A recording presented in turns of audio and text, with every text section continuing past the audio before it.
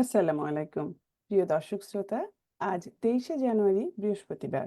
প্রথম আলো উত্তর আমেরিকার জনপ্রিয় সাপ্তাহিক সম্প্রচার টক অব দ্য উইক অনুষ্ঠানে আপনাদের স্বাগত জানাচ্ছি আমি সোহানা নাজনীন। আমার সাথে কারিগরি সহযোগিতায় আছেন এইচবি রিতা। আজকে আমাদের সাথে অতিথি হিসাবে আছেন আপনাদের সবার পরিচিত মুখ, আমেরিকায় বাংলাদেশি জনসমাজের এক মহিরুহ নাসির খান পল। আজকের আলোচনার কেন্দ্রবিন্দু চলমান সামাজিক ইস্যু এবং মার্কিন যুক্তরাষ্ট্রের বর্তমান ৪৭তম প্রেসিডেন্ট ডোনাল্ড ট্রাম্পের প্রশাসনিক কার্যক্রম, নীতিমালা এবং তার প্রভাব সম্পর্কে। প্রিয় দর্শক, আমাদের প্রথম আলো ইউএসএ ফেসবুক লাইভে দেখা যাচ্ছে আজকের আলোচনা পর্বটি। লাইক দিয়ে শেয়ার করে পাশে থাকুন আপনারা। আমরা অনুপ্রাণিত হব। আপনাদের প্রশ্ন থাকলে অবশ্যই সেগুলো করবেন, আমরা উত্তর দেওয়ার চেষ্টা করব। তো ফিরে যাচ্ছি আমরা অতিথির কাছে। নাসির খান পল, আপনাকে স্বাগত জানাচ্ছি। কেমন আছেন আপনি? ধন্যবাদ। আলহামদুলিল্লাহ, অনেক ভালো আছি। প্রথম আলোর অগণিত দর্শক বৃন্দকে আমার শুভেচ্ছা। নাজনীন আছে আমাদের উপস্থাপনায়, চমৎকার উপস্থাপনা করে। সঙ্গে আছে এইচবি রিতা, আর প্রথম আলোর আমার বন্ধু ইব্রাহিম চৌধুরী খোকনকেও অনেক অনেক শুভেচ্ছা। আপনাকে অনুষ্ঠানে আনতে পেরে, আপনার সাথে অনুষ্ঠান সঞ্চালনা করতে পেরে আমারও ভীষণ ভালো লাগে। আমি তো মনে হয় আপনাকে এই যাবৎ এই যে ইলেকশনের আগে যখন বিতর্কগুলো হচ্ছিল সেই সময় আপনি এসেছেন, ইলেকশন চলাকালীন আপনি এসেছেন এবং বিভিন্নভাবে আপনি দর্শকদের উপকৃত করেছেন, সবাইকে জানিয়েছেন, বিস্তৃত আলোচনা করেছেন। আজ সেজন্যই আপনাকে আনবো যে আহ, গত সপ্তাহে এই সপ্তাহের প্রথম দিকে খুব শীতের ভেতরে আমাদের নবনির্বাচিত প্রেসিডেন্ট শপথ নিলেন এবং তারপরে আজকে আমাদের মধ্যে, কমিউনিটির মধ্যে, পুরো দেশের ভেতরে, পুরো বিশ্বে প্রচুর প্রশ্ন এই সম্পর্কে, এই নতুন প্রেসিডেন্ট সম্পর্কে।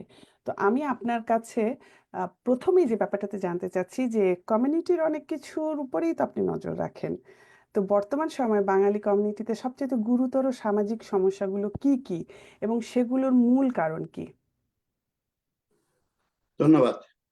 অত্যন্ত গুরুত্বপূর্ণ প্রশ্ন। আমাদের এই প্রবাসে বাংলাদেশি কমিউনিটি আমরা প্রচুর সমস্যায় জর্জরিত। এটা খুবই স্বাভাবিক, কেননা এই দেশে বাংলাদেশ একেবারে একটা নিউ বেবি এই দেশের।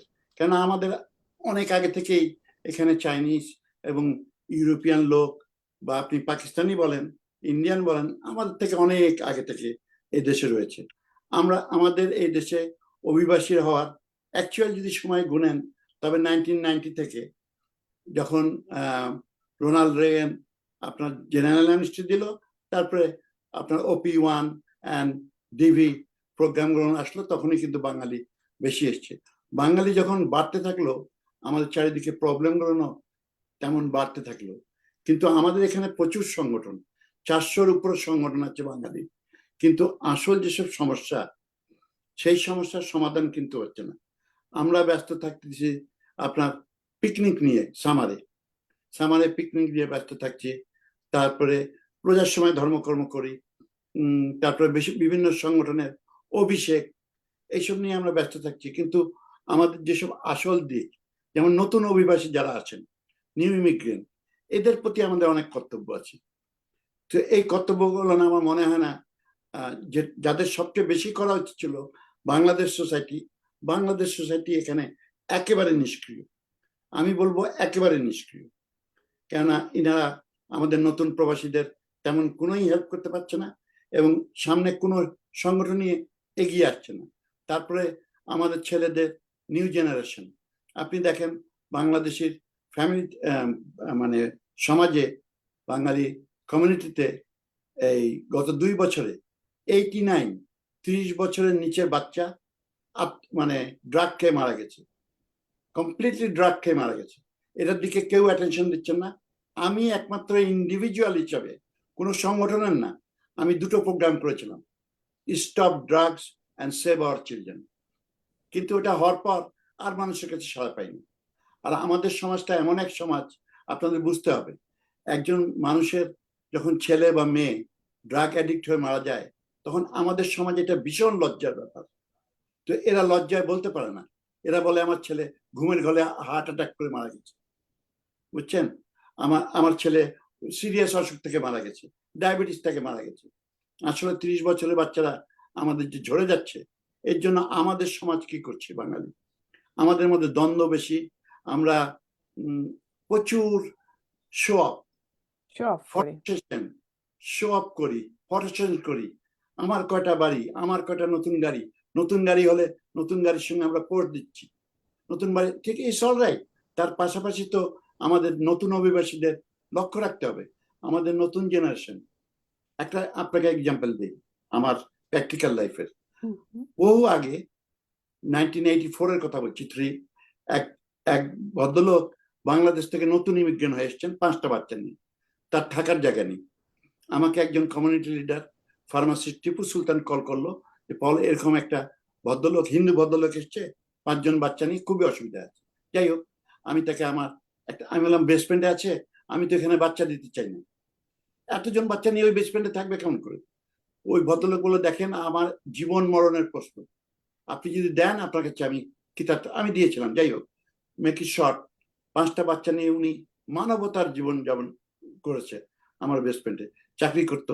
যাই হোক, ওরা 5 জনই চাকরি করতো, বাচ্চারা বড় ছিল এবং হাজবেন্ড ওয়াইফ।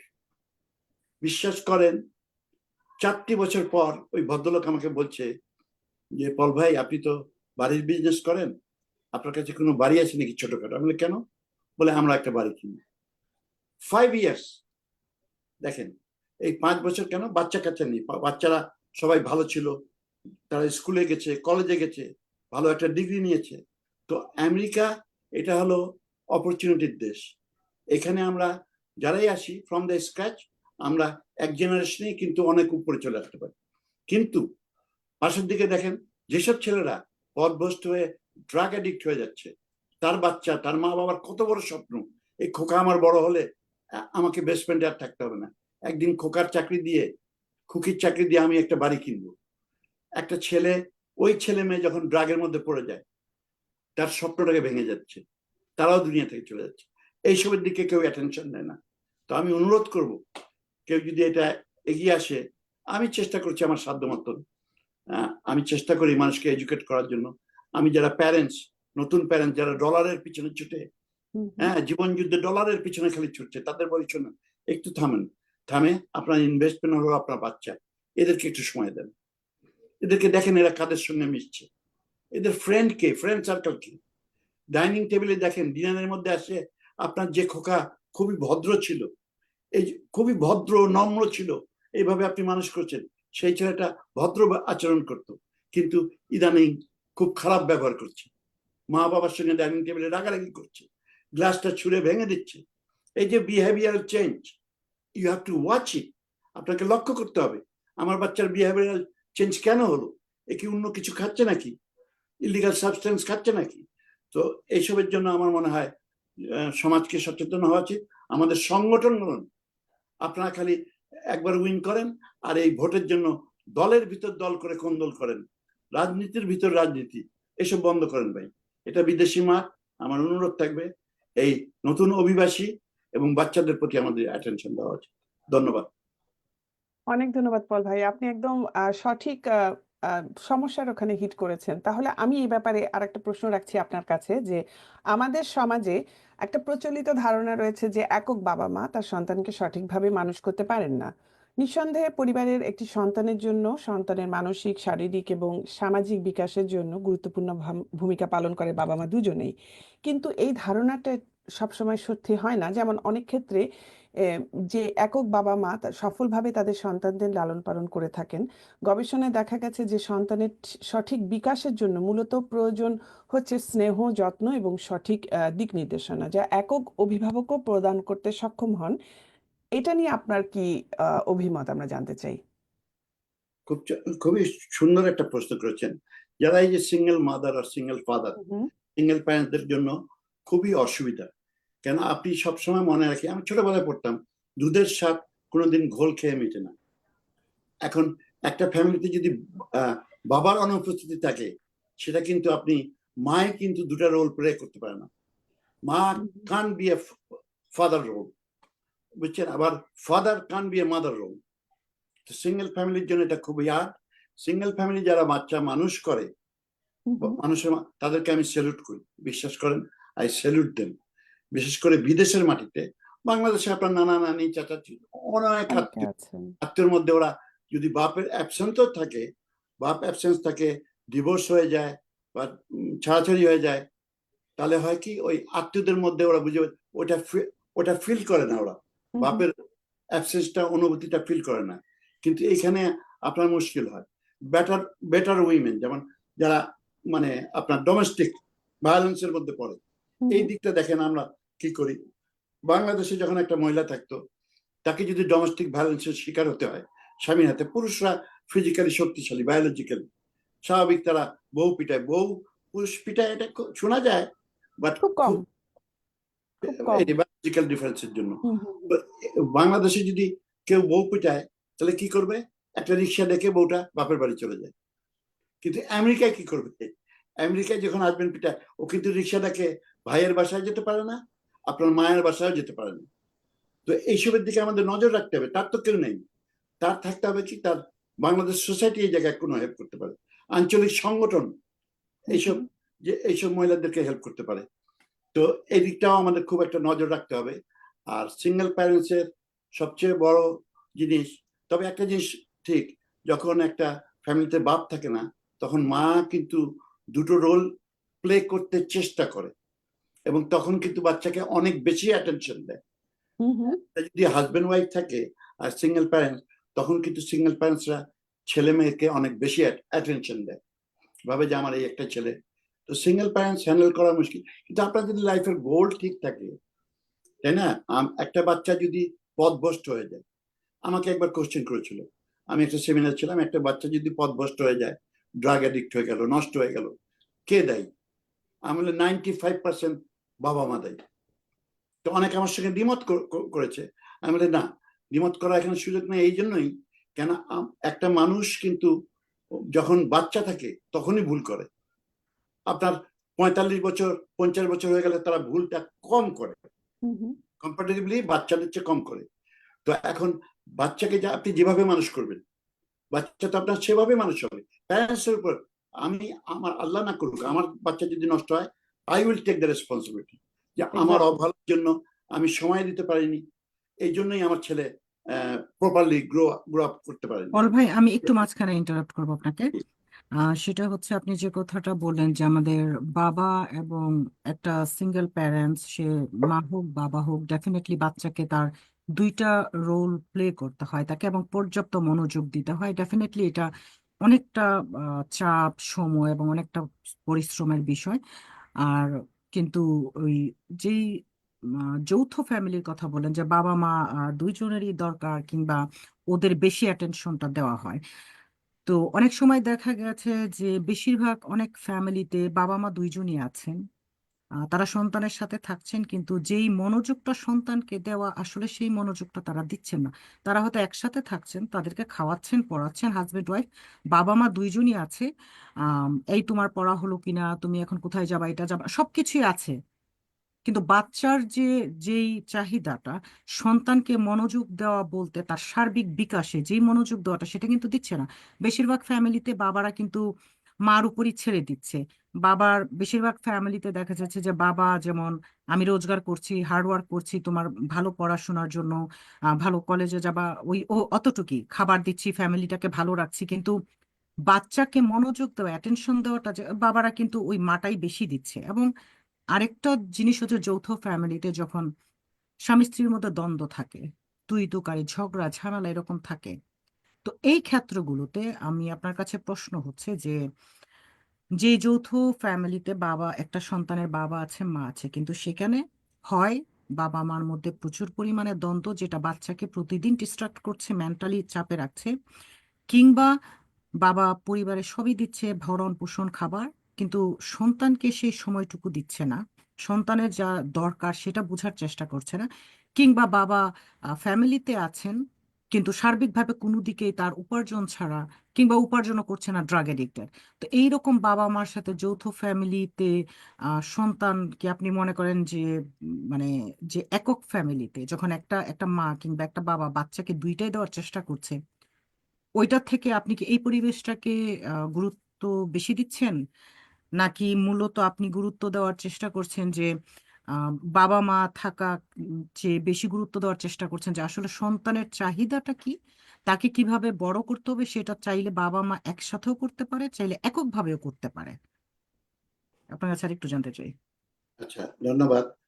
খুবই খুবই খুবই গুরুত্বপূর্ণ এই এই সাইডটা যে আপনি তুলে ধরেছেন। প্রথমেই আমি একটা কথা বলি যে স্ট্যাটিস্টিক্সে দেখা গেছে আমেরিকান এক জার্নালিজমের দৃষ্টিভঙ্গিতে ওরা দেখেছে যেই ফ্যামিলিতে, মনে করেন একটা ফ্যামিলিতে আমার ফাদার, আমি ছোটবেলায় ব্রড আপ হওয়ার সময় দেখছি আমার ফাদার আমার মাকে পিটায়, দৃষ্টিভঙ্গিতে ওরা দেখে যে এখন আমার ফাদার আমাকে মাকে পিটায়, এইভাবে আমি দেখে বড় হয়েছি। পরবর্তীতে দেখা গেছে সেই ছেলেটা যখন তার ফ্যামিলি হবে সেখানে কিন্তু সেটার এফেক্ট করে, তারাও কিন্তু তখন দেখা গেছে তার ওয়াইফকে পিটাচ্ছে। এবং আপনার বাবা যদি আপনার বাচ্চাকে পিটায়, যে বাচ্চাকে বাবারা অনেক সময় বাংলাদেশে অনেক বেশি শাসন করে ফেলে, লাঠি টাঠি দিয়ে মারে দেয়, লাঠি মারে, ধমক মারে না খালি, লাঠি টাঠি দিয়ে পিটায়, ওই ছেলেটা আবার বড় হয় কিন্তু এক্স্যাক্টলি তার বাচ্চাদেরও পিটায়। ইটস এ চেইন রিয়াকশন হয় সাইকোলজিক, এটাকে বিশাল চেইন রিয়াকশন হয়। তো এটা লক্ষ্য করা গেছে। আর আমরা একটা খেয়াল করি না, হাজবেন্ড ওয়াইফের মধ্যে আমার নানি বলতো ছোটবেলায়, আমার এখনো মনে আছে, আমি খুব ছোট ছিলাম, যে নানা ভাই দুটা হাঁড়ি পাশাপাশি থাকলে ধাক্কা কিন্তু লাগবে। ঠোকাঠুকি লাগে। কত বড় কথা! আমরা যখন হাজবেন্ড ওয়াইফ হই তখন কিন্তু এক ছাদের নিচে মানুষ, আপনি যদি এক ছাদের নিচে থাকেন তখন দুটা হাঁড়ির মতন ঠোকাঠকি লাগবে, কিন্তু সেটা যদি আমরা লিমিট না রেখে লিমিট ছেড়ে যাই, রাইট। হ্যালো, লিমিট যদি আমরা ছেড়ে যাই তখন কিন্তু আপনার প্রবলেম হয়ে যায়, তখনই প্রবলেম হয়। আমরা একটু চিন্তাও করি না, আমরা কোনো সময় চিন্তাও করি না যে আপনার। হ্যাঁ, পল ভাই শুনতে পাচ্ছি আপনাকে। উনি কি চলে গেছেন আমার নাকি? মনে হয়, হ্যাঁ, আমার মনে হয় উনি একটু আউট হয়ে গেছেন, কোনো কারণে ইন্টারনেট ডিসকানেক্ট হয়ে গেছে। আমার মনে হয় ওনাকে ফোন করা দরকার। হ্যাঁ, আমি ওনাকে লিঙ্কটা আবার একটু দিয়ে দিচ্ছি, তো উনি জয়েন করতে পারবেন, কোনো সমস্যা নেই। দর্শকদের আপনি একটু চালিয়ে নেন আপাতত 1 মিনিট, আমি ওনাকে কল করছি।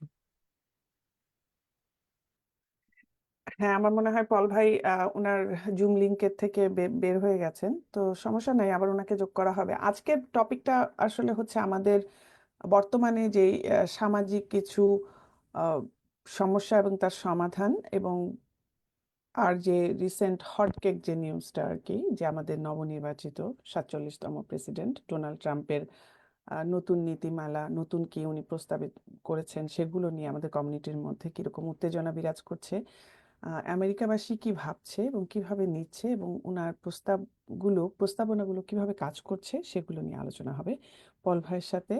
আমরা অপেক্ষা করছি, উনি খুব শীঘ্রই চলে আসবেন হয়তোবা। এরপরে আমি যে প্রশ্নটাতে যাব, আমি জানি না উনি শেষ করেছেন কিনা, যে আমি পল ভাইকে আবার ইয়ে পাঠিয়েছি, তো উনি আমাদের হুম হুম সাথে যুক্ত হয়েছে। আমাদের আম, দর্শকদের কাছে উনি উনি উনি আসছেন মনে হয়, জি, চলে আসছে আমাদের পল কানেকশন ভাই। হচ্ছে।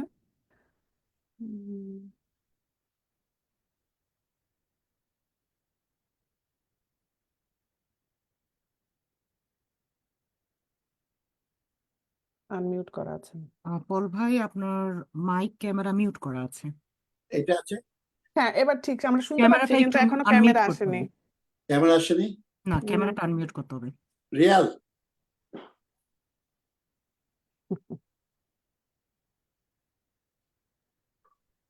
এই যে হয়ে গেছে, সরি, এসছে এখন, হ্যাঁ, একদম ক্লিয়ার। সরি আমার না, ইটস ওকে, এটা হতেই পারে। আমি কি তাহলে আপনাকে আবার প্রশ্ন করব? যেটা আচ্ছা, বলছিলাম আমি, হ্যাঁ যেটা হ্যাঁ, শেষ করেন আপনি, অসুবিধা নেই। আমি এটা শেষ করে দিই।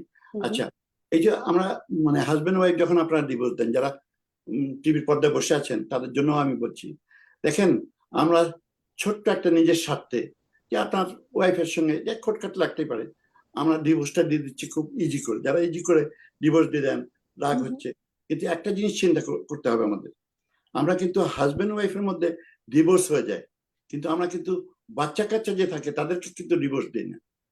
কিন্তু আলটিমেটলি হয় অনেক সময় বাপ বাচ্চাদেরও ডিভোর্স দিয়ে দেয় মায়ের সঙ্গে সঙ্গে, অথবা মা বাচ্চাকেও ডিভোর্স দিয়ে দিলেন। এটা যেন কোনোদিন না হয়। কেন, আপনার হাজব্যান্ড ওয়াইফের মধ্যে গন্ডগোল থাকতেই পারে, কিন্তু বাচ্চারা তো আপনাদের, তাদের সঙ্গে তো আপনাদের ডিভোর্স হয় না, হুম হুম তাদের উপর যেন স্বামী আপনাদের স্ত্রীর সম্পর্কটা নষ্ট হয় কিন্তু বাচ্চাদের জন্য একটা সেতু থেকে যায়, থাকতে হয়। থেকে থাকতেই হয়। এই জায়গায় কিন্তু আপোষ করা উচিত না পল মানুষের। ভাই সরি, আপনার সেই আপনার প্রিয় পাঠক আপনার প্রিয় দর্শক পাঠক চলে এসেছেন অলরেডি, মোহাম্মদ আলী।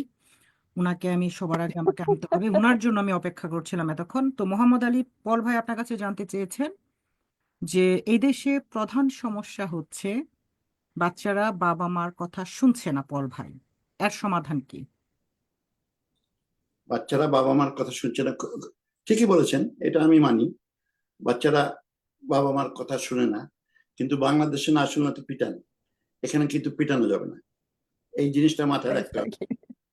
বাংলাদেশের স্টাইলে এখানে পিটালেই বাচ্চারা কিন্তু আর কিছু না হোক ওই 911টা সবচেয়ে প্রথমে মুখস্থ করে, এবং স্কুলে বাচ্চা শেখানো হয়, স্কুলে বলে দেওয়া হয়। স্কুলে শেখানো হয় 911 ডায়াল করবে। তো এইখানে কিন্তু আপনাকে একটু অন্যভাবে মানে আপনাকে এইসব জিনিস হ্যান্ডেল করতে হবে। অন্যভাবে বলতে হাত উঠানো যাবে না। হুম হুম হাত না উঠায় কিন্তু, আমার মনে আছে ছোটবেলায় আমার মা মারা গেছিল 2 বছর বয়সে, আমার বাবা জীবনে আমার গায়ে একটা টাচ করেনি, কিন্তু আমার বাবাকে আমি বাঘের চেয়ে বেশি ভয় পেতাম। ওয়াই, কেন? তো আপনাকে এমনই হতে হবে আপনার বাচ্চা যেন, মানে আপনার চেক অ্যান্ড ব্যালেন্স হাজবেন্ড আর ওয়াইফের মধ্যে। মা যদি ভালোবাসা দেয়, হাজবেন্ডকে একটু টাফ হতে হবে। বাপ যখন ভালোবাসা দিবে, মাকে তখন শাসন করতে হবে। এই ব্যালেন্সের মধ্যে যদি বাচ্চাকে নিয়ে আসেন, সেই বাচ্চা কিন্তু বেয়ারা হবে না, বেয়াদব হবে না। এটা it's a very important balance. Paul balance ভাই, আপনার এই কথার প্রেক্ষিতে একটু বলি, এই যে একটা অভিযোগ আমাদের অনেকেরই থাকে যে আমার আজকের যুগের বাচ্চারা কথা শুনছে না আসলে। হ্যাঁ, অনেকে শুনছে না, কিন্তু আবার একটা শ্রেণী, পল ভাই আপনার কি মনে হয় না যে আসলে আমাদের বাচ্চারা কথা শুনছে না কথাটার অনেক ক্ষেত্রে ঠিক না? আমরা বলতে পারি যে আমাদের বাচ্চাদেরকে আমরা শোনাতে পারছি না, আমাদের বাচ্চাদের সাথে কিভাবে কথা বলতে হবে, ডিল করতে হবে, ওই জিনিসটা করতে আমরা অনেক বাবা মা ব্যর্থ। এই বিষয়টা নিয়ে আপনি কি বলেন? ওইটাই তো আমি বললাম যে যে যেখানে ব্যর্থ সেখানে আপনারা ব্যালেন্স করবেন, ব্যালেন্সটা কিন্তু চলে আসে। ব্যর্থ জায়গায় কিন্তু ওই জায়গায়, যে মনে করেন বাপও গালি দিচ্ছে, মাও গালি দিচ্ছে, তখন ও কিন্তু বেয়ারা হয়ে উঠবে। দুজন যদি আপনারা ওকে প্রেশারের মধ্যে দেন, কেননা ওরা কিন্তু সার্টেন প্রেশারে আসে, দে ব্রেক ডাউন, তারা ভেঙে যায়। তো ওই ওই প্রেশারটা যেন আপনারা দুই পক্ষ থেকে না দেন, ওটাকে কিন্তু ব্যালেন্স করা, এটা খুবই, আর একটা খুব ভালোবাসা ডিফিকাল্ট। দিয়ে, ভালোবাসা দিয়ে জয় করতে হবে। আপনি বাচ্চার জন্য সময় দেন, আপনার বাচ্চাকে আপনি এক্সপেন্সিভ গিফট কিনে আনেন, কিন্তু সময় দেন না। হুম হুম হুম সুন্দর একটা গাড়ি দিলেন, একটা ভালো প্রেজেন্ট দিলেন, বাচ্চা কিন্তু ওর বার্থডেতে কি বলে, I don't need your expensive present, what I need, some time from you.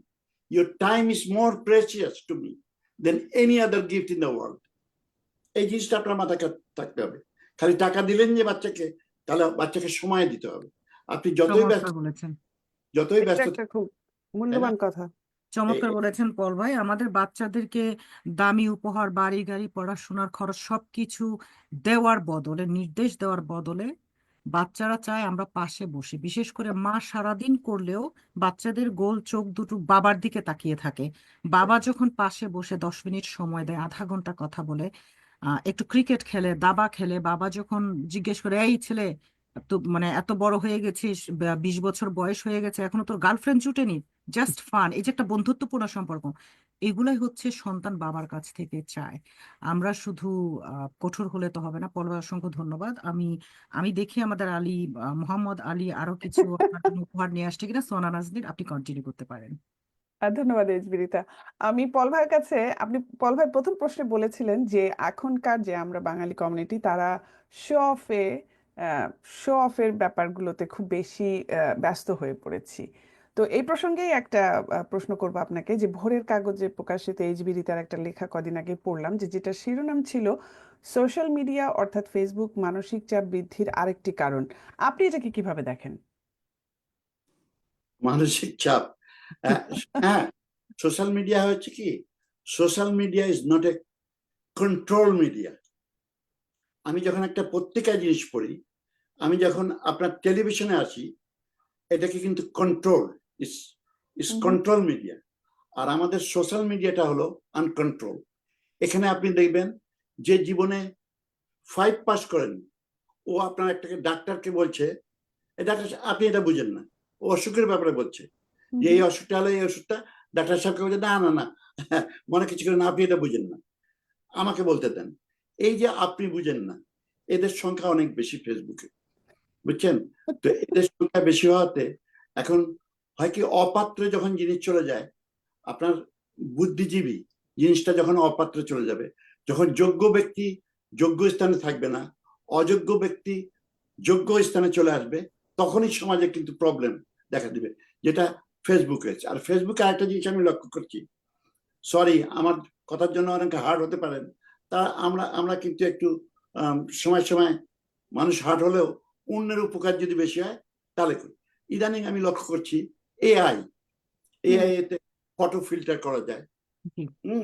ফটোকে অনেক আপনি, আপনার শরীরের ওজন অনেক বেশি, কিন্তু আপনি এমন এআই করলেন যে আপনি ঐশ্বরিয়া রায় হয়ে গেলেন, আপনি রেখা হয়ে গেলেন, আমি শাহরুখ খান হয়ে গেলাম বডি। তো এই এআই করে ফটোগ্রাফ পোস্ট করে এইসব আমাদের সমাজের জন্য মনে হয় ইয়াং জেনারেশন যদি দেখে আমার 55 বছরের আন্টি একেবারে ছুকরি হয়ে গেছে, এআই টিআই করে টোরে একেবারে অস্থির ব্যাপার, খালি এমনি করে তাকায় আর মুখটা জানি কেমন করে, এমনি করে মুখ করলে এসব দেখি তো আমি মুখটাকে। মানে তো 90 এই ডিগ্রি অ্যাঙ্গেল বাঁকা করে যেটা আর কি। হ্যাঁ হ্যাঁ, ওই যে ওই ডিগ্রি অ্যাঙ্গেলে মুখ টুক করে, তো এইসব বাহ! আমার খুব অসুস্থ মনে হয়।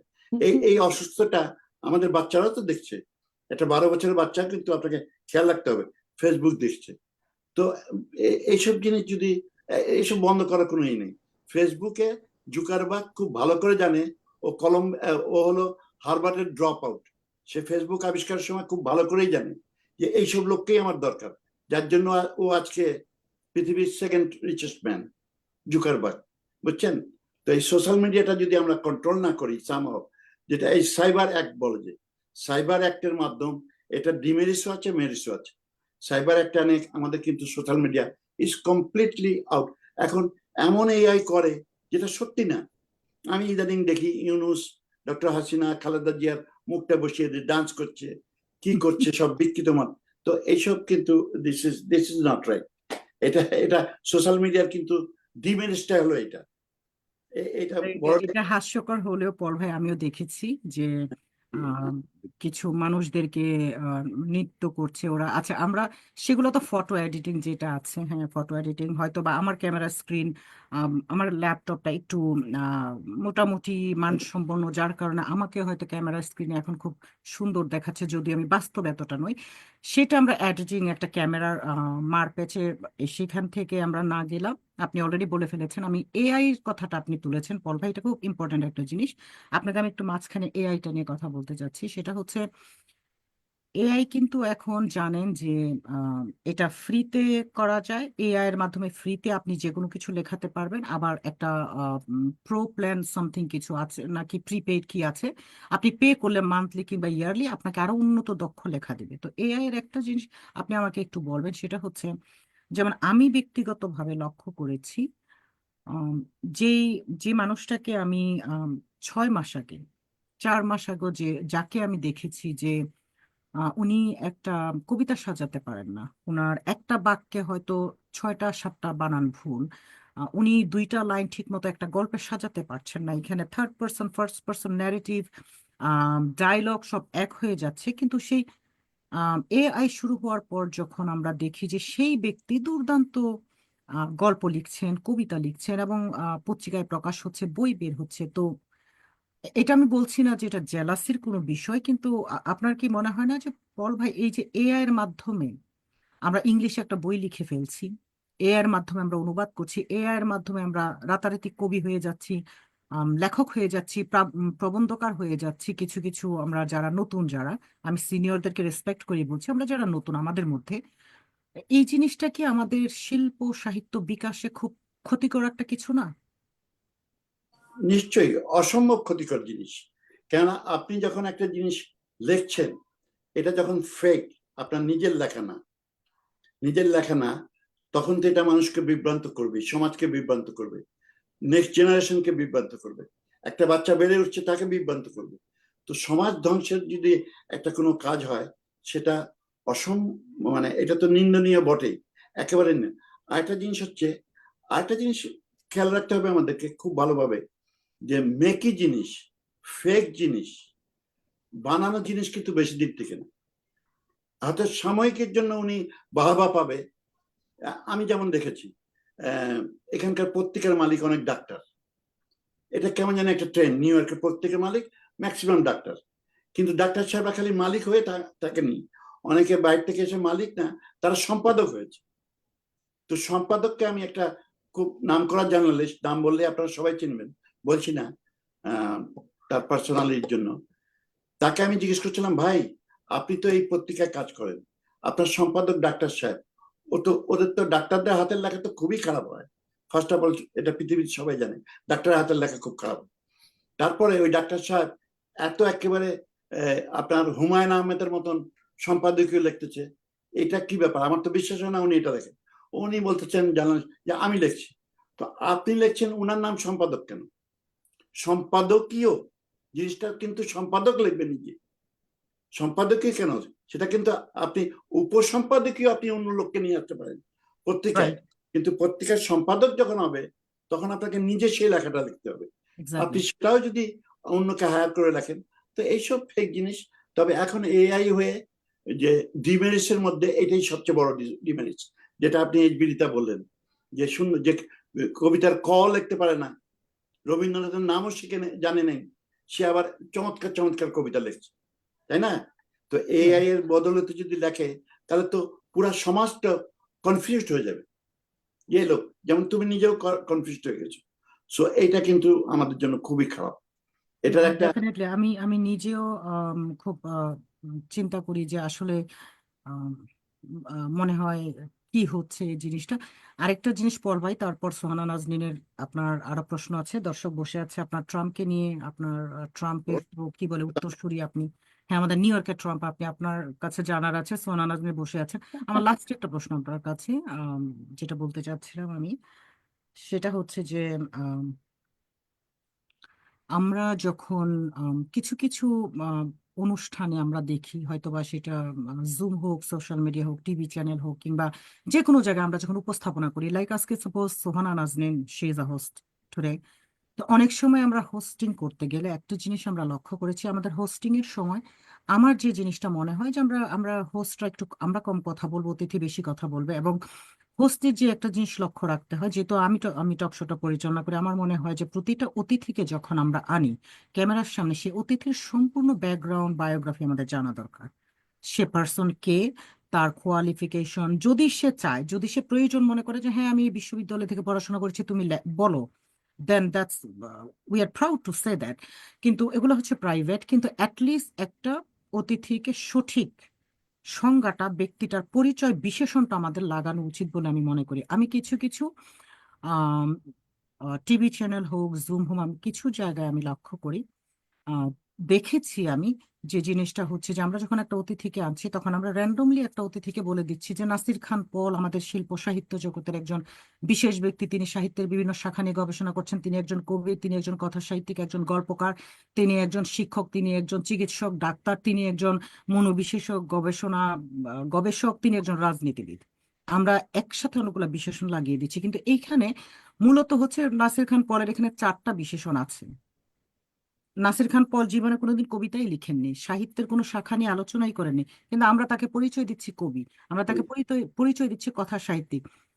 এই জিনিসটা আমার কাছে মনে হয়েছে যে এটা র্যান্ডমলি একটা বাড়তি পরিচিতি। এবং এই জিনিসটা প্রকৃত যারা শ্রম দেয়, পরিশ্রম করে, প্রকৃত যারা খাটে, যারা এই সাধনা করে, আহ, তাদের জন্য এটা অপমানজনক। আপনি কি মনে করেন পল ভাই? এইসব তো আমি দেখে দেখেই বড় হচ্ছি, আমি নিজেও এসব দেখে দেখে বড় হচ্ছি। যাই হোক, তো এইসব জিনিস এসছে কি দুই দিক থেকে। কেন আজকালকার পৃথিবীটা যত পুরনো হচ্ছে, মানিটার ইম্পর্টেন্স, আমরা যখন ছোটবেলা ছিলাম মানির ইম্পর্টেন্স একটা ছিল মানুষের জীবন, এখন কিন্তু মানির ইম্পর্টেন্স আস্তে আস্তে বাড়তে বাড়তে একেবারে চলে আসছে। তো একটা টিভির অনুষ্ঠান যখন হয় বা কোনো অনুষ্ঠান হয়, সেখানে যদি একজন আপনাকে চাঁদা দেয়, স্পন্সর করে, তখন ওদের এটা দায়িত্ব হয়ে যায় যে এদেরকে একেবারে বিশেষণ লাগিয়ে, ডিগ্রি লাগিয়ে একে একেবারে এম্পায়ার স্টেটের মাথার উপরে তুলে দেওয়া। এটা থেকে মালিকই বলে দেয় এই বেটা কিন্তু অনেক পয়সা দিয়েছে, একে তুমি একটা এম্পায়ার স্টেটের উপরে উঠে দাও। তো তখন কিন্তু তারা এটা পয়সার জন্য মানুষ আজকাল দেখছেন ইয়েলো জার্নালিজম কেন এসছে ওয়ার্ডটা। ইয়েলো জার্নালিজম হচ্ছে যারা টাকা দিচ্ছে, পত্রিকায় অ্যাড যাচ্ছে, সে যদি একটা ঘৃণতম জঘন্যতম কাজও করে সমাজে, তার একটাও নিউজ আসছে না। কেন? সে আমার পেপারে একটা পত্রিকায় অ্যাড দেয়, আমি যদি তার এগেনস্টে খবরটা প্রকাশ করি, তাহলে আমার একটা বন্ধ হয়ে যাবে। তো টাকাটা মানুষের জীবনে এত বেশি ইনফ্লুয়েন্স হচ্ছে, যখনই এই টাকার ইনফ্লুয়েন্স বেড়ে যাবে তখনই কিন্তু অযোগ্য ব্যক্তিরা যোগ্য জায়গায় চলে আসবে। যার কোনো, যেমন কবিতার ক লিখতে পারে না, তাকে কবি বানিয়ে দেবো আমরা। কে সাহিত্যর স জানে না, তাকে আমরা সুনীল গঙ্গোপাধ্যায় বানিয়ে দেবো, হুমায়ুন আহমেদ বানিয়ে দেবো। তো এটা কিন্তু মোরালি করা উচিত। একজন উপস্থাপক যদি মোরালিটি থাকে, তাহলে তার কিন্তু রিজেন্ট করা উচিত যে না, আমি এই কটাই সংজ্ঞা ওনাকে বলবো। এবং আমার মনে হয় আমাকে যদি কেউ বেশি পরিচয় দিতে যায়, বেশি বিশেষণ দেয়, believe me from my heart, আমি খুব আনকমফোর্ট ফিল করি। আমাকে যদি কেউ ছোট্ট করে একটা বিশেষণ দেয়, পলখান 2 লাইনে, 1 লাইন 2 লাইনে যদি বলে, আমার কাছে খুব কমফোর্ট লাগে। আমি যখন কথা বলবো তখন মানুষ বুঝবে যে পলখান শহীদ তিতুমির কলেজ থেকে পাশ করছে নাকি বাংলাদেশের শ্রেষ্ঠ বিদ্যাপীঠ ঢাকা বিশ্ববিদ্যালয় থেকে পাশ করছে। আমার কথা আমাকে এটা প্রুভ করে দিবে। আমি যাই 10টা মহিলাকে ঠেলে স্টেজে যায়, আমি ফটো তুলবো না, আমি এমনই চাবো আমি পলখান দাঁড়িয়ে থাকবো, মানুষ আমার এসে আমার পাশে ছবি তুলবে, পাশে ফটো তুলবে। That's the spirit. আমি এই কথাটা সবসময় বিশ্বাস করি। এটা আমি বিশ্বাস করি এবং আমি ছোট বাচ্চাদের বলি, ভাই বাবা ঠেলে যে ফটো তোলা এটা কোনো লাভ নেই, তুমি এমন হও মানুষ যেন ঠেলে তোমার সঙ্গে ছবি তুলে, তুমি এইভাবে মানুষ হও, ওটাই সবচেয়ে বড় কথা। আজকে নিউ ইয়র্কে দেখি তো স্টেজে কি অবস্থা, আমি তো বিরক্ত হয়ে বসে থাকি, খালি আমার দেখে পল ভাই আসেন আসেন, দরকার নেই আমার। সেখানে মহিলা মানুষ কি, আমাদের সমাজে মহিলাদের আমরা অন্যভাবে সম্মান করি, ওইভাবে আমরা বেড়ে উঠছি। আমি দেখেছি জলজান্ত মহিলাকে ঠেলে পুরুষ মানুষ সামনে এসে দাঁড়িয়ে যাচ্ছে। তো এইসব তো এদেরকে এখন কিভাবে শিক্ষা দিবেন? এসব কিন্তু ফ্যামিলি থেকে আসতে হবে Rita, it has to come from the family.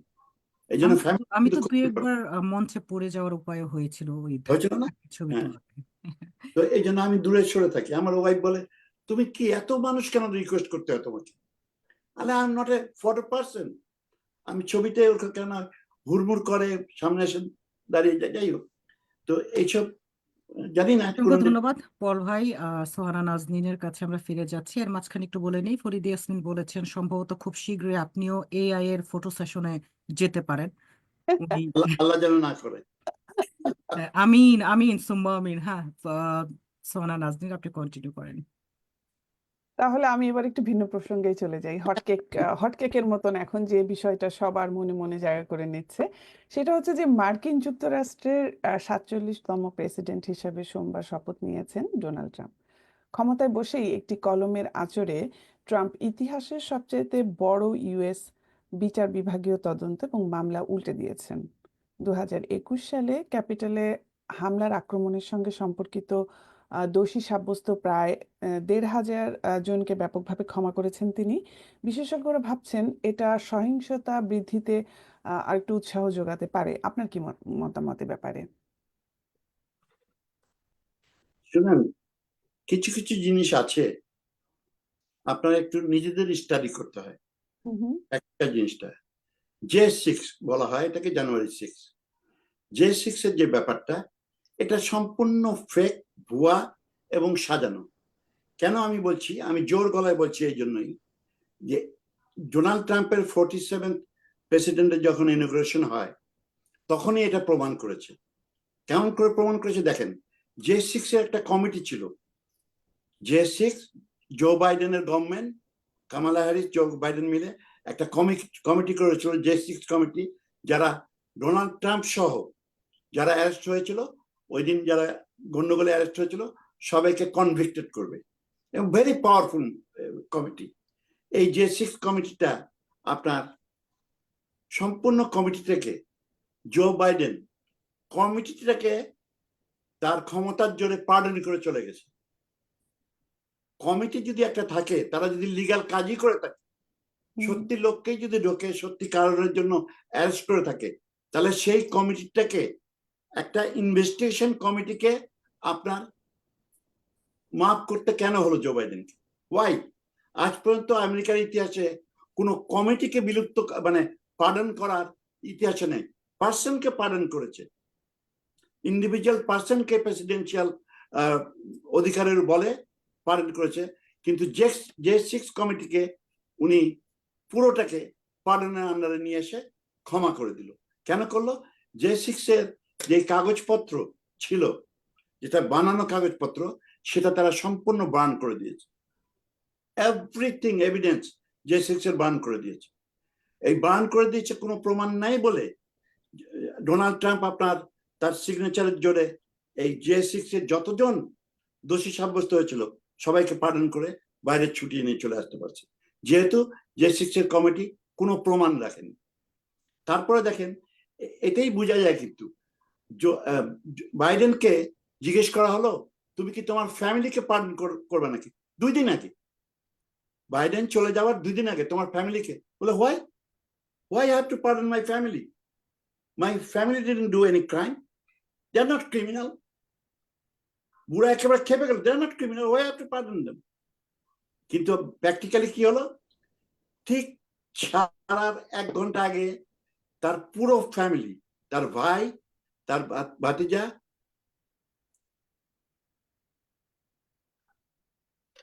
আমার এই ডিস্টার্ব, সবাইকে পালন করে দিল। সো J6 জিনিসটাই ঐতিহাসিক বলে সব লেফট মিডিয়া বলে, আসলে এটা রিয়েল ক্রাইম ছিল না। তার চেয়ে বড় ক্রাইম ব্ল্যাক লাইভ ম্যাটার্স, তারা 6 মাসে মানে 500 লোক খুন করেছে, 500 লোক খুন করেছে, শহর দখল করে নিচ্ছে, বার্ন করেছে। তাদের ক্রাইম অনেক বেশি ছিল। J6টা একটা সাজানো পলিটিক্যাল গেম ছিল, আমরা মনে করি। ধন্যবাদ। ধন্যবাদ পল ভাই। আপনার মতে তাহলে এটা একটা পুরোপুরি ফেক এবং সাজানো ঘটনা ছিল? এটা সবাই বলছে। ওইটা ওই কমিটিটাকে পালন করে দেওয়ার পর সবার যারা ইন্টেলেকচুয়াল তারা সবাই এই কথাই বলছে J6 সম্বন্ধে। তাহলে এবার আসি জন্মসূত্রে যে নাগরিকত্ব বাতিলের ব্যাপারটাতে, যেটা প্রেসিডেন্ট ডোনাল্ড ট্রাম্প জন্মসূত্রে নাগরিকত্ব সুবিধা না রাখার যে পরিকল্পনার কথা জানিয়েছেন। অথচ জন্মসূত্রে নাগরিকত্বের বিষয়টি যুক্তরাষ্ট্রের সংবিধানের 14তম সংশোধনীতে এসেছে, যাতে বলা হয়েছে যে যুক্তরাষ্ট্রে জন্ম নেওয়া সব ব্যক্তি যুক্তরাষ্ট্রের নাগরিক হিসেবে পরিচিতি পাবে। এই বিষয়টা আপনার কাছে আরেকটু স্পষ্ট হতে চাই যে আসলে ব্যাপারটাতে কি উনি করতে চাচ্ছেন। আচ্ছা, এটা বলি আমি একটু। প্রথম কথা হলো, এই লেফট মিডিয়ার এই ওয়ার্ড টুইস্টিং করে যে অপপ্রচার করে, এটা আমরা অস্থির। তো এটা বাংলা সাধারণত আমেরিকান যারা মানুষ আছে তারা সহজে বুঝতে পারবে না যে এখানে কোন গেমটা হচ্ছে। দেখেন, আপনি বললেন যে এই বার্থ রাইট, সিটিজেনদের বাচ্চাদের বার্থ রাইট, আসলে জিনিসটা তা না। জিনিসটা হয়েছে, আমরা সবাই জানি, বাংলাদেশ থেকেও এরকম বহু অসৎ উপায়ে যারা টাকা কামাচ্ছিল, তারা ওয়াইফ প্রেগনেন্ট হলে আমেরিকা এসছে, বাচ্চা বানিয়ে আমেরিকান সিটিজেন বানিয়ে চলে গেছে। তারপর যখন দৌড়ানি খাইছে তখন আমেরিকার গ্রিন কার্ড ছিলই, চলে এসছে। তো এই যারা ভিজিটার, অ্যাঙ্কার বেবি বলে এদেরকে, অ্যাঙ্কার বেবিদের এই citizenship right, birth right Donald Trump cancel করতে চায়।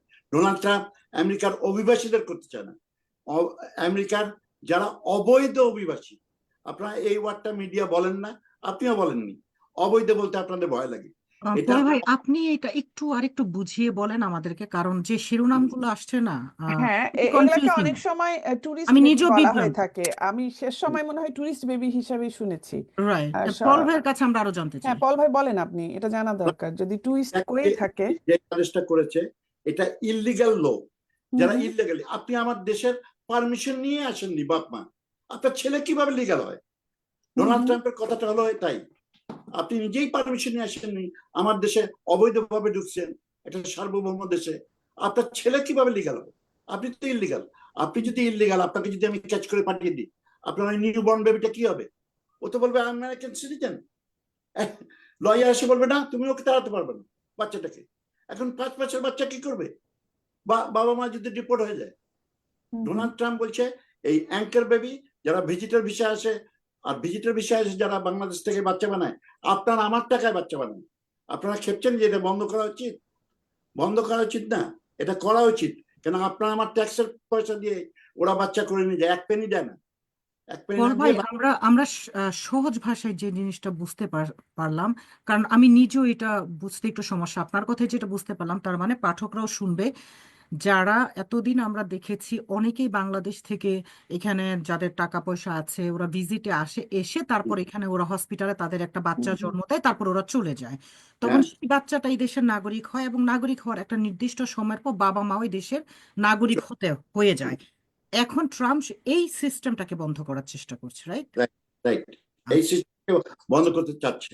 আচ্ছা আচ্ছা, রিয়াল, এখন একটু সহজ হলো।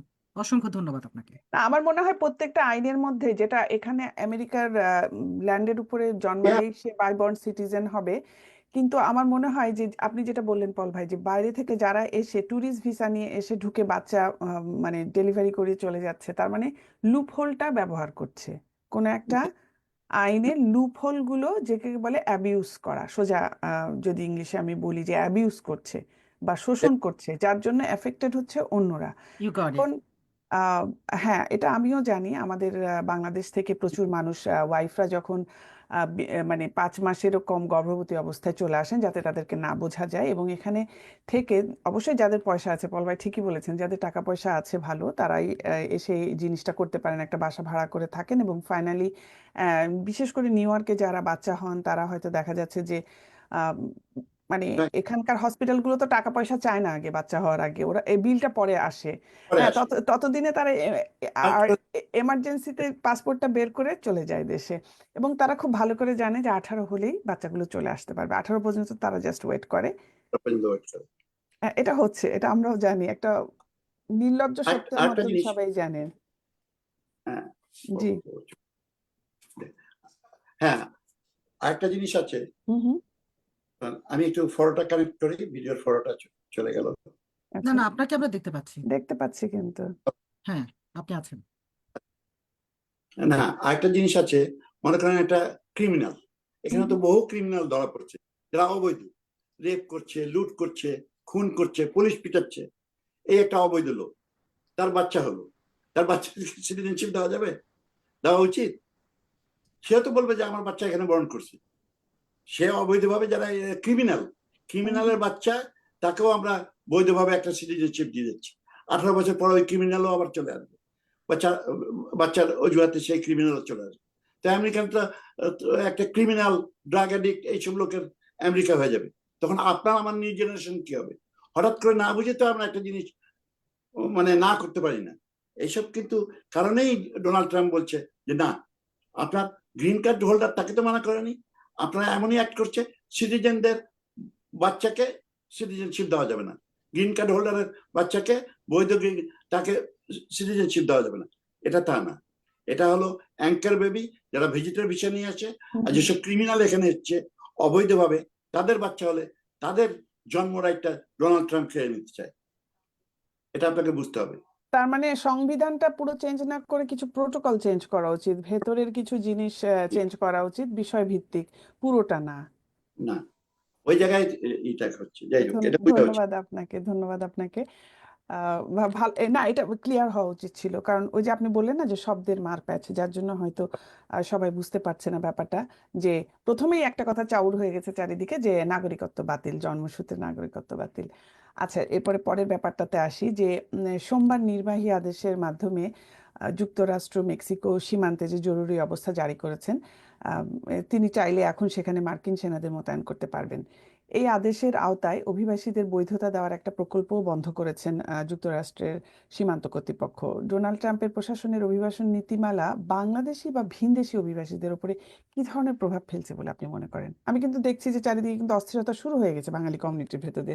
তারা ভয় পাচ্ছে, তারা প্রতিনিয়ত ভাবছে যে আমাকে বোধহয় ধরে পাঠিয়ে দিবে। মানে তাদের কাছে পাহাড় সমান প্রশ্ন যে আমাকে কি চলে যেতে হবে? আমার তো গ্রিন কার্ড প্রসেসে চলছে। আমার মনে হচ্ছে এখানেও একটা ভীতি কাজ করছে। আপনাদের আমি একটা জিনিস একেবারে ক্লিয়ার করে দিই, যদিও আমি হুম হুম লয়ার না, তবে I deal with the law all the time. আমাদের জানতে হয়, হুম না জানে।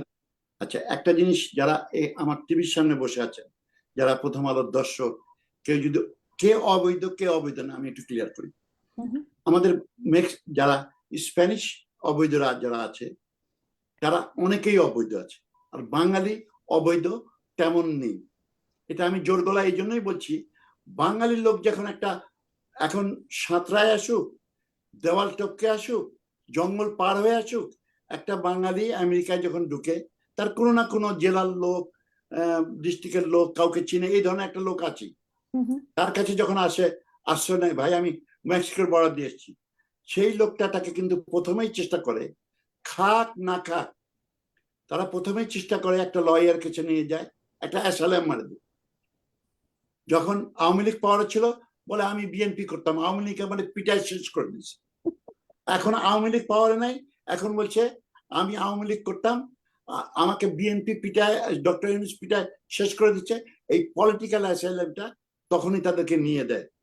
যারা আপনারা এটা করেননি, যারা আপনারা অবৈধ কিন্তু কোনো পলিটিক্যাল অ্যাসাইলাম নেয়নি, কোনো কিছু করেননি, কোনো পদক্ষেপ নেননি, আপনি আমেরিকার নাগরিককে বিয়ে করেও গ্রিন কার্ড করতে পারেন। এটাও যদি করে থাকেন, তাহলে আপনাকে ডোনাল্ড ট্রাম্পের ওই আইনের আওতায় কোথাও যেতে হবে না। আপনি জ্যাকসিনাইটের চুটায় হাত দিয়ে ভাত খেতে পারেন, সিঙ্গারা খেতে পারেন, শুটকি খেতে পারেন, কেউ আপনাকে কোনো অসুবিধা করবে না। কিন্তু আপনি যদি সম্পূর্ণ অবৈধ থাকেন, আপনার কাছে ডিপোর্টেশন লেটার এসে গেছে, you are in big trouble, hmm you are in big trouble.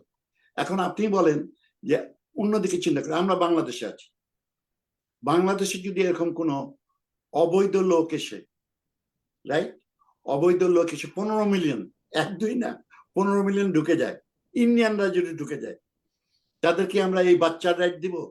তাদের জন্য কি আমরা আন্দোলন করবো না, এদের রাখা উচিত? আমরা করতাম না, কোনো সময় করতাম না। তো যাই হোক, এখন কথা হলো, আপনারা প্যানিক হয়েন না। এই left media, CNN, MSNBC, CBS, এরা এখন ডোনাল্ড ট্রাম্পকে ডুবানোর জন্য এই 4 বছর অস্থির থাকবে, তাকে কোনো ভালো কাজ করতে দেবে না। একে বলে ফিয়ার মঙ্গারিং। এই যে মানুষের মধ্যে আতঙ্ক, জ্যাকসনাইটে বলে কোনো লোক নেই, ফাঁকা হয়ে গেছে, কাউকে ফাঁকা হতে হবে না। আপনার এদেশের একটা নিয়ম আছে, বহু পুরানো দেশ, 249 বছরের পুরানো দেশ। আপনি একটা যে কোনো লয়ারকে ধরে একটা অ্যাসাইলাম করে নেন, বা একটা কিছু আন্ডারে যান, যেন আপনার পেপার ওয়ার্কটাকে একেবারে অবৈধ থাকেন না। যাদের ডিপোর্টেশন আছে, তারা আজকে রাতে বাসায় ঘুমায় না। দ্যাটস মাই মানে আমার সাজেশন। যাদের ডিপোর্টেশন অলরেডি, ডিপোর্টেশন অর্ডার আছে কিংবা কোনো কারণে ডিলে হচ্ছে, সেটা হ্যাঁ, তাদের একটা ভয় আছে।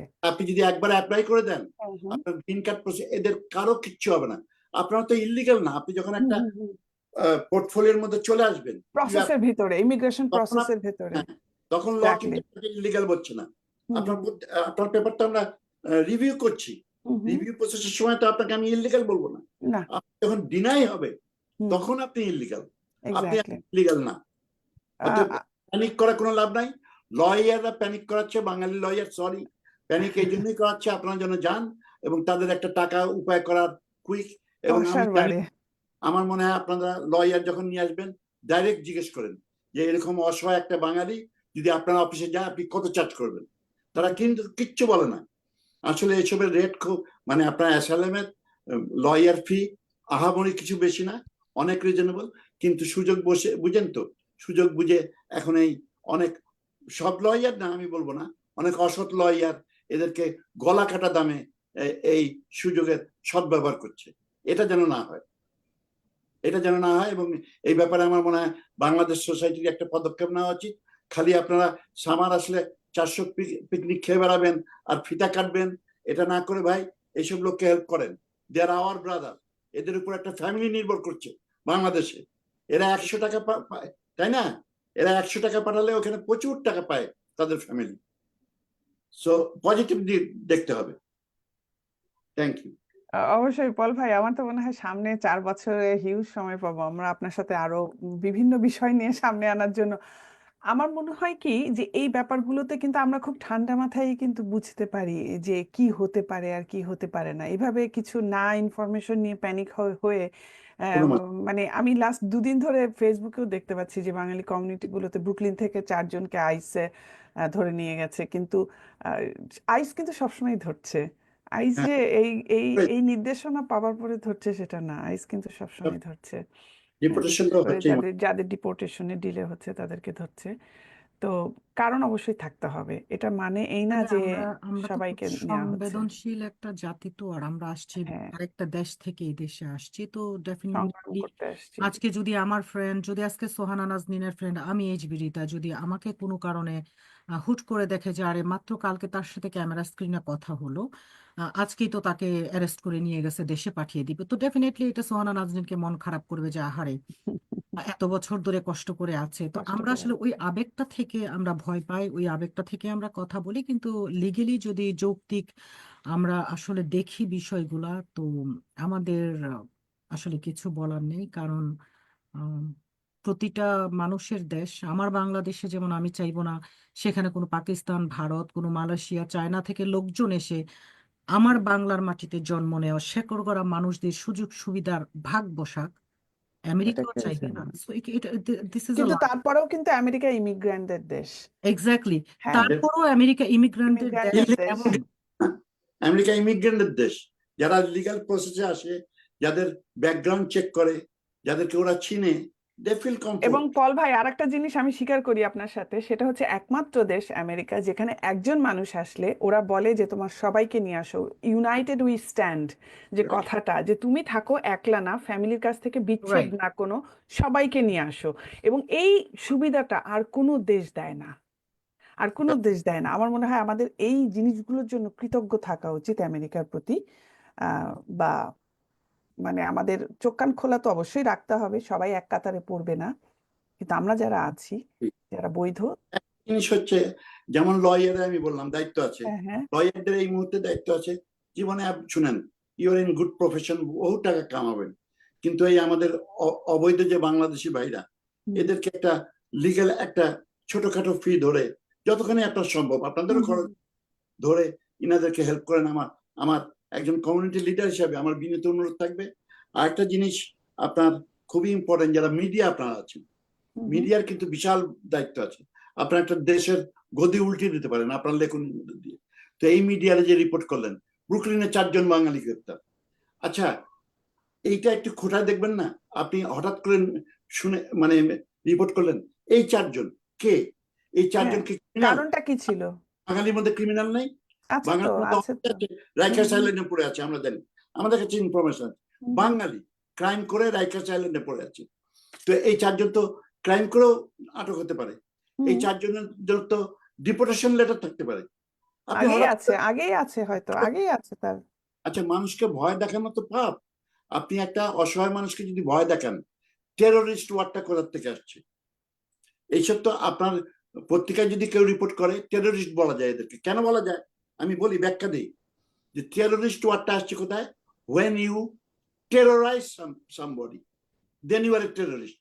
আপনি যখন একজন লোককে বা একটা দেশকে যখন টেরোরাইজ করবেন, আতঙ্কে রাখবেন, তখনই আপনার নাম টেরোরিস্ট হচ্ছে। আপনি যদি আমার এই অসহায় ভাইদের ফিয়ার মঙ্গা দেখান, ভয় দেখান, হঠাৎ করে 4 জন ওখানে হচ্ছে জ্যাকসনাইট খালি, ডোনাল্ড ট্রাম্প আপনার ট্রাকের মধ্যে ঢুকায় ডোনাল্ড ট্রাম্প পাঠায় দিচ্ছে সবাইকে। না, এটা তো না, আপনি না, না, না, না, না, না, এটা তাদের আগেই ছিল, এই অর্ডারটা আগেই ছিল হয়তো, সেটাই রাইট, এখন এটা আমি মানে খুব ফোকাস করা হচ্ছে, খুব ডেফিনেটলি ফোকাস আমাদের করা হচ্ছে। সময় শেষ সময় শেষ হয়ে পল ভাই। গেছে। আমি পল ভাই আরেকটা একটা বিষয় আপনাকে 1 মিনিট একটু নিচ্ছি।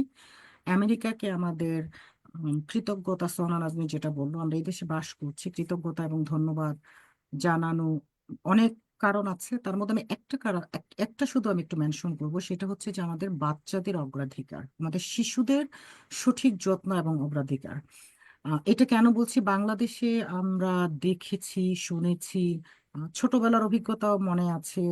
সংবাদ মাধ্যমে, টিভি চ্যানেল আমরা দেখে থাকি যখন আমাদের আমরা মা বাবারা যখন বাচ্চাদেরকে স্কুলে ছেড়ে দিই এবং সেখানে একটা বাচ্চা শিক্ষক দ্বারা অ্যাবিউজড হচ্ছে, শারীরিক যৌন নির্যাতন করা হচ্ছে, আমরা কিন্তু সেটার খুব একটা সঠিক বিচার পাচ্ছি না যদি আমরা নিম্নবিত্ত, মধ্যবিত্ত কিংবা কনজারভেটিভ ফ্যামিলি হয়ে থাকি, কিংবা অনেক ক্ষেত্রে আমরা এই জিনিসগুলো বিচার পাচ্ছি না। কিন্তু আমেরিকা এমন একটা দেশ যেখানে, আমি একটু বলে রাখি যারা শুনছেন আমার কথা, আমেরিকা এমন একটা দেশ যেখানে আপনার সন্তান যদি আপনাকে এসে বলে যে আমার টিচার আমাকে ধমক দিয়ে কথা বলেছে, আমার টিচার আমাকে জাস্ট কটু কথা বলেছে, আমার টিচার আমার দিকে বাঁকা চোখে তাকিয়েছে এবং আমি ভয় পেয়েছি, আমার টিচার আমার হাতে ধরেছে, আমার আমার নার্ভে চাপ লেগেছে, এই ছোট ছোট বিষয়গুলো থেকে আমরা যারা আমেরিকার নিউ ইয়র্ক সিটিতে শিক্ষকতা করি, আমাদের লাইসেন্স তুরির মতো 2 দিনে উড়ে যাবে, আমাদের লাইসেন্স বাতিল হয়ে যাবে, কারণ একটা বাচ্চার অগ্রাধিকার এই দেশে এতটা। সো আমেরিকাকে কৃতজ্ঞতা জানানোর এটাও একটা জিনিস আমি একটু যুক্ত করলাম। অসংখ্য ধন্যবাদ সোহানা নাজনীন, আপনি শেষ করতে পারেন। বল ভাই, 1 ঘন্টার বেশি হয়ে গেল, কথা তো মনে হচ্ছে শেষ হলো না। খুবই মানে জরুরি কথাগুলো শুনছিলাম আপনার কাছে, কারণ আপনি অনেক অভিজ্ঞ মানুষ, আপনি ভিন্ন চোখে দেখেন, ভিন্ন পয়েন্টে দেখেন, ভিন্ন আঙ্গিকে ব্যাখ্যা করেন, যেটা হয়তো আমরা পারি না। আজকে অনুষ্ঠানে থাকার জন্য আপনাকে অসংখ্য ধন্যবাদ, এবং সেই সাথে যারা দেখছেন এই মুহূর্তে তাদেরকেও অসংখ্য ধন্যবাদ জানাচ্ছি যে আপনারা প্রতি বৃহস্পতিবার রাত 9টায় আবারও আসবেন আমাদের সাথে, থাকবেন আপনারা। দর্শকদের উপস্থিতি আমাদের কাম্য, একমাত্র কাম্য। এবং আমরা আবারও দেখা হবে ভিন্ন কোনো অতিথির সাথে, ভিন্ন কোনো বিষয়বস্তু নিয়ে। তার আগ পর্যন্ত আপনারা ভালো থাকুন, সুস্থ থাকুন। শুভরাত্রি। শুভরাত্রি। Thank you.